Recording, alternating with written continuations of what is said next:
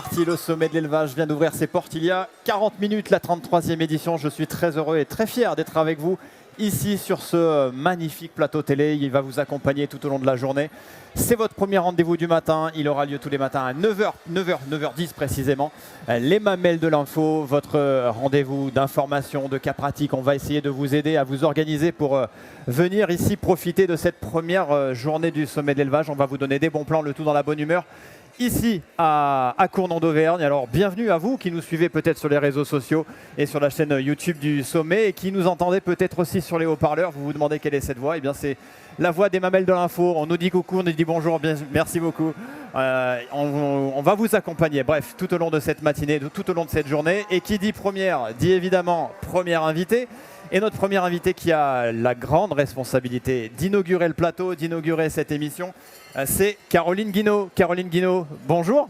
Bonjour. Bon, comment ça va déjà, tout simplement? Ça va bien. Ouais, pour venir, jours. circuler, pour nous trouver, pas de souci? Pas de problème. Le plateau vous plaît? Ouais, c'est cosy.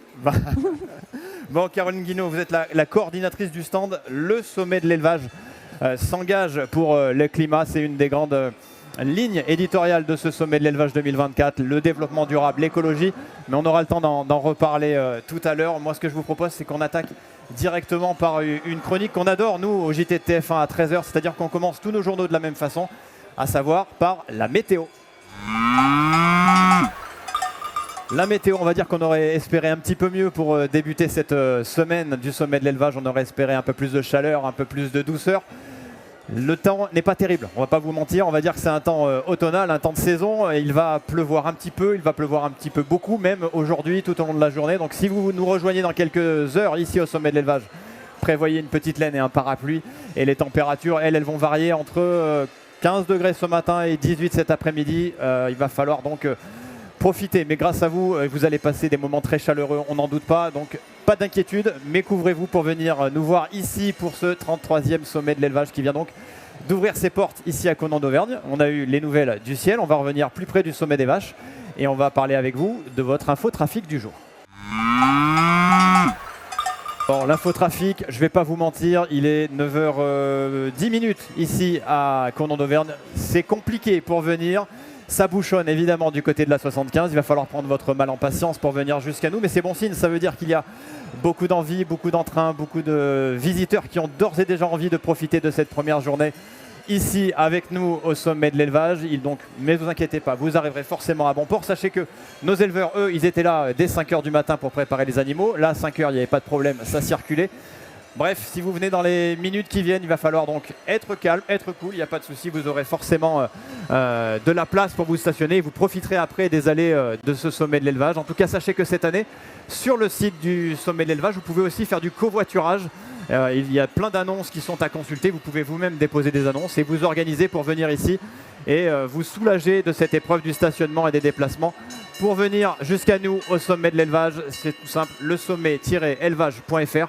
Et vous venez ici en covoiturage. Voilà pour ce qui est des premières rubriques. On va tout de suite partir sur notre invité du jour. Elle est là et nous aussi, on est ravis. C'est l'invité du jour. Rebonjour donc Caroline Guinaud. Je le reprécise, vous êtes, pour celles et ceux qui nous rejoignent qu'à l'instant, même pour ceux qui sont derrière vous, on a quelques spectateurs actuellement. Vous êtes la coordinatrice du stand bien nommé, je dis pas de bêtises, le sommet de l'élevage pour le climat. C'est bien ça ? Le sommet s'engage pour le climat. S'engage pour le climat, c'est encore plus fort. C'est l'un des engagements donc, assez forts vraiment de cette édition 2024. C'est un lien très étroit entre l'élevage, l'agriculture et le développement durable, l'écologie. On a l'impression que ces deux mamelles, on va dire, sont intimement liées finalement. Oui, tout à fait. Les éleveurs et les éleveuses travaillent au quotidien avec leur milieu naturel, leur sol, leur climat. Donc ils constatent tous les jours, surtout les étés, les effets du changement climatique. Et du coup, ça a été parmi les premiers à s'adapter aussi, à chercher des solutions pour à la fois s'adapter au changement climatique et aussi réduire les émissions. Ça, est-ce qu'on peut parler d'urgence aujourd'hui en 2024, de se pencher concrètement sur ce type de thématique, de prendre les choses en main, de prendre conscience des choses justement? Alors c'est vrai que quand on voit l'année pluvieuse qu'on a eue dans la région, on pourrait se dire finalement où est le problème. Mais si, en fait, quand on connaît le sujet et qu'on voit les chiffres globaux au niveau mondial, c'est sûr que la température augmente et ça provoque tout un ensemble de conséquences qui ne sont pas forcément que des sécheresses, qui sont aussi plus de cyclones, des submersions, des pluies diluviennes à certains moments et puis d'autres pas du tout. Donc oui, il y a une urgence et d'ailleurs tous les scientifiques le disent. Et alors, on a coutume de dire que le Massif central, c'est la plus grande prairie d'Europe. En préparant cette émission, je me suis rendu compte d'un chiffre qui m'a fait halluciner, c'est que 80% de la surface du Massif central, ce sont des prairies, ce sont de l'herbe. Comment on se dit aujourd'hui, comment on peut faire? Moi, je suis éleveur de brebis à Channes-à-la-Moutère. Est-ce que moi-même, à ma petite échelle, je peux m'engager pour ce développement durable, je peux m'engager pour l'écologie, réduire un peu mon empreinte? Qu'est-ce que je peux faire? Qu'est-ce qu'on peut faire tous ensemble? Bon alors déjà, oui, on a la chance dans le Massif central d'avoir des systèmes à l'herbe qui sont déjà globalement très vertueux pour l'environnement parce que l'herbe retient les sols, elle est là toute l'année, elle est aussi riche en biodiversité. Et elle permet de nourrir les animaux. On dit souvent les brebis ou les vaches, il y a la barre de coupe à l'avant et l'épandeur à l'arrière, ça évite la mécanisation. Donc déjà de base, il y a une autonomie et en fait une certaine sobriété qui est là. Ensuite, l'herbe, quand il y a une sécheresse, elle en pâtit forcément. Donc les éleveurs, dans ces cas-là, ils cherchent de plus en plus à trouver des solutions, par exemple en implantant d'autres cultures ou en sursemant leurs prairies, ou encore en gérant mieux leur pâturage pour essayer d'avoir de l'herbe tout l'été et des réserves pour l'hiver. Voilà ce que je peux dire. Et en plus, l'herbe a un fort avantage pour le climat, c'est que les prairies permanentes stockent du carbone. Ce sont des puits de carbone. On est sur un volcan, mais on est aussi sur un puits de carbone. On est sur un volcan quand même. On est aussi sur un volcan, oui. Est-ce que du coup, c'est facile est-ce que le chemin est encore long, vous sentez? Ou est-ce que progressivement, les consciences évoluent justement parce que les aléas climatiques, on les prend de plein fouet et on est obligé de se... Alors, il n'y a pas d'obligation à aller sur le développement durable, mais on se confronte à cette réalité-là au quotidien avec des marqueurs qui sont très présents. Alors l'agriculture, en tout cas le secteur de l'élevage, mais l'agriculture en général, ça fait une dizaine d'années, 15 ans même, que le sujet est étudié. Pour l'élevage, il y a eu deux aspects. Il y a eu à la fois le constat des changements climatiques, mais il y a eu aussi des accusations parfois fortes de la société, avec les vaches qui émettent du méthane, etc. Qu'ils seraient responsables Qui seraient responsables en grande partie du changement climatique. Alors elles le sont en partie, mais les éleveurs ont eu aussi envie d'évaluer exactement ce qui se passait et de rentrer dans le débat pour montrer que oui, les vaches émettent du méthane, mais c'est une contrepartie de l'herbe qui stocke du carbone. Donc il y a tout un ensemble à considérer. C'est pas uniquement sous le prisme du rot des vaches en fait qu'il faut le voir. Bon, Caroline, on est d'accord, c'est pas juste une philosophie de vie, c'est pas juste un trait de l'esprit. On a un stand qui est dédié à cette thématique-là. Tout simplement, où est-ce qu'on vous retrouve et surtout, qu'est-ce qu'on va y trouver? Quand on va venir, je crois que c'est hall d'accueil. On ne peut pas vous louper. Non, voilà, c'est dès l'entrée, vous nous trouvez.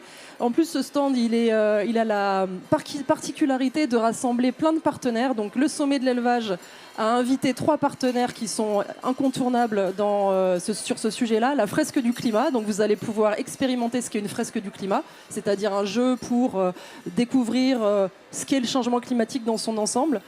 Les shifters Auvergne, donc les shifters dépendent du Shift Project de Jean-Marc Jancovici, bien connu dans le monde des experts carbone.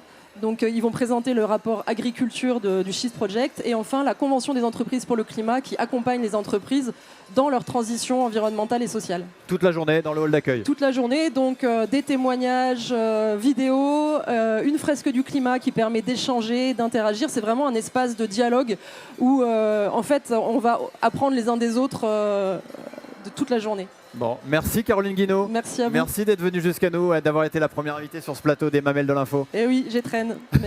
Merci beaucoup. Merci. Très belle journée, à bientôt. Merci pour toutes ces réponses. Et quant à nous, on va continuer notre émission. Vous êtes bien sur les Mamelles de l'Info. Il est 9h19 ici au sommet de l'élevage. On vous l'a dit, ça a ouvert depuis 50 minutes ici, cette 33e édition. Et on va faire maintenant place à l'info du jour. L'info du jour, 33e édition, et comme chaque année pour ce sommet de l'élevage, il y a un invité de marque cette année, après la Géorgie, après la Mongolie cette année. C'est un pays qu'on ne connaît pas très bien, en tout cas je parle pour moi. C'est un pays qui va être à l'honneur toute cette semaine durant 4 jours. C'est le Kazakhstan, en direction cette fois donc l'Asie centrale, un pays méconnu, on l'a dit, mais qui a tout d'un grand pays agricole. Pour vous donner un ordre d'idée, le Kazakhstan, déjà rien que pour le situer, le Kazakhstan, j'ai travaillé, le Kazakhstan se situe au sud de la Russie, à l'ouest de la Mongolie. Et pour vous donner un ordre d'idée de la puissance de ce pays en matière d'agriculture, en termes de surface exploitée, c'est l'équivalent de la France et de l'Allemagne réunis. Voilà, ça vous donne un peu le projet d'envergure qu'est ce pays. Et en termes de chiffres, j'ai travaillé, Caroline, hein, là je suis en train de tout donner. En termes de chiffres, on a, en termes de production ovine, notamment, c'est lui le premier producteur ovine de l'Asie centrale et il est le 6e producteur de blé au monde, le Kazakhstan. Voilà, c'est le pays invité, c'est le pays hôte toute cette semaine. Il y a évidemment d'énormes projets potentiels pour nos agriculteurs pour venir à la rencontre des délégations et de voir quel partenariat, quel marché on peut découvrir avec ce Kazakhstan. C'est l'invité d'honneur de cette 33e édition. Du côté de la France, on me dit dans l'oreillette qu'il va y avoir du beau monde qui va arriver évidemment pour arpenter ces allées du sommet de l'élevage et notamment la toute nouvelle ministre de l'Agriculture, Annie Genevard, qui sera présente ici au sommet. On me glisse qu'elle sera là jeudi et vendredi. Elle sera là 2 jours. Pourquoi 2 jours ? Car il y a de fortes chances qu'en fin de semaine, on ait la visite du tout nouveau Premier ministre du gouvernement Michel Barnier qui devrait venir ici au sommet de l'agriculture, mais on aura largement le temps de vous en reparler et Dieu sait que les agriculteurs ici attendent des réponses en tout genre, notamment sur la crise sanitaire, sur les prix. Bref, les différents ministres qui sont attendus auront sans doute bien des réponses à apporter à nos agriculteurs aujourd'hui. Côté concours, parce que c'est aussi la base du sommet, la règle du sommet, il y en a un tout particulier qui vient de commencer, un que j'apprécie tout particulièrement. Il a commencé depuis 8h30 ce matin, c'est le concours national de la race Salaire, le grand concours de la race Salaire, cette vache iconique, cette vache auvergnate qu'on a là, on est juste à côté, hein, pour tout vous dire, dans le hall 3, on est juste à côté des vaches Salaires. Ça a commencé depuis 8h30, c'est au niveau du ring du Zénith, du côté des ovins, parce qu'il y en a pour tous les goûts, il y en a pour tout le monde ici. Sachez qu'il y aura à 12h30 dans le hall 5 des explications notamment sur la tonte des ovins. C'est quelque chose aussi qui est très visuel, très particulier. Tout ce savoir-faire pour enlever la laine, prélever la laine de nos animaux, ça c'est à 12h30 dans le hall 5. Évidemment, vous pouvez aller le voir, c'est entièrement gratuit pour assister à cette démonstration. Et pour celles et ceux qui sont friands de conférences, et il y en a, je le sais, qui sont beaucoup plus studieux, beaucoup plus marqués que moi, sachez qu'aujourd'hui, il y en a 38 de proposer des conférences sur l'élevage, sur la formation, sur le numérique. Bref, il y a des formations à tous les étages. Vous aurez forcément de quoi vous faire plaisir, il y aura forcément de quoi vous informer tout au long de cette journée, cette première journée du 33e sommet de l'élevage, ici à Clermont-Ferrand. Et bien évidemment, si vous voulez en savoir plus, si vous voulez faire votre petit planning aux petits oignons, rendez-vous sur le site du sommet de l'élevage.fr. Vous avez un programme, vous avez l'agenda heure par heure, quasiment minute par minute, pour ne rien manquer de cette première journée. On va prendre une petite dose de respiration. Et on va passer à une partie qui est très importante, c'est l'horoscope du jour. 12 signes qu'on va passer en revue. On va commencer, évidemment, on est au sommet de l'élevage, on va commencer par les béliers. Alors les béliers, si vous êtes bons en orientation, vous n'aurez qu'à foncer tête baissée un peu partout dans les allées. Et si vous cherchez à faire plus de rencontres, si vous cherchez à découvrir peut-être l'âme sœur, je vous l'ai dit, c'est direction Hall 5, c'est le ring dédié des ovins. Les taureaux, c'est le signe du jour, évidemment. Pour vous, c'est jour de fête, pour vous, c'est jour de photo. Tout le monde va vous attendre, tout le monde va vous guetter, tout le monde va vouloir faire une photo avec vous. Attention toutefois à ne pas prendre la grosse tête, hein. Les taureaux, on vous a à l'œil. Après, les gémeaux. Le gémeaux, c'est le signe habituel, c'est le signe des bavards. Alors rendez-vous, par exemple, pour vous, au centre de conférence, salle 1.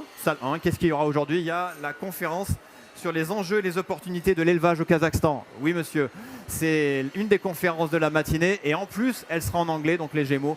Vous aurez de quoi faire pour débuter votre matinée en fanfare à sommet international de l'élevage ici à Clermont. Les cancers, on va vous bichonner aujourd'hui, on va prendre soin de vous, on va vous assurer une belle mise en beauté. Pour ça, il y a la boutique officielle. La boutique officielle, elle est dans le hall d'accueil. Vous allez pouvoir vous équiper de la tête aux pieds. Les cancers, c'est pour vous. Les lions, parce que généralement, on le sait, vous les lions, vous aimez bien être un peu sur le devant de l'affiche, mener un peu le devant de la scène. Vous êtes parmi actuellement les tout premiers visiteurs de ce sommet de l'élevage, premier jour, les premiers visiteurs qui sont là. Et ils sont comment ? Ils commencent déjà à être nombreux. On espère, on croise les doigts, hein, mais on espère qu'ils seront plus de 120 000 cette semaine à venir nous rejoindre au sommet de l'élevage pour les lions. Les vierges, vous ne serez que amour et douceur aujourd'hui. Vous évoluerez dans une bulle de bien-être. Il y a de grandes chances qu'on vous retrouve du côté du comptoir des éleveurs au niveau du hall d'accueil. Là, ça devrait discuter, ça devrait trinquer s'il devient y avoir de la bonne humeur. C'est pour vous les vierges. Les balances, vous aurez l'embarras du choix pour occuper votre journée. Vous aurez forcément du mal à choisir entre toutes les activités, entre tous les différents concours. On a dans l'ordre les ferrandaises à 11h, ça c'est dans le hall 3. On a les limousines à 14h30, les limousines, les vaches, hein, pas les voitures. Ça c'est à 14h30. Et on aura aussi la blonde d'Aquitaine qui va défiler au Zénith à 16h. Le mieux pour vous les balances pour ne pas choisir, c'est de faire les 3 concours, de vous régaler avec ces concours du jour. Les scorpions, incontestablement, c'est le meilleur signe de la semaine. Vous êtes au top, vous êtes énergique, vous êtes bienveillant, vous êtes sympathique, vous êtes solaire. Bref, vous êtes génial les scorpions. Et je vous dis pas ça parce que c'est mon signe, hein. Ça n'a strictement rien à voir. Les sagittaires, une gentillesse bien connue à toute épreuve. Alors et votre bienveillance naturelle, on en a besoin. Direction le hall d'accueil à partir de 10h30 pour aller applaudir chaleureusement la remise des prix, la première remise des prix des fermiers d'or.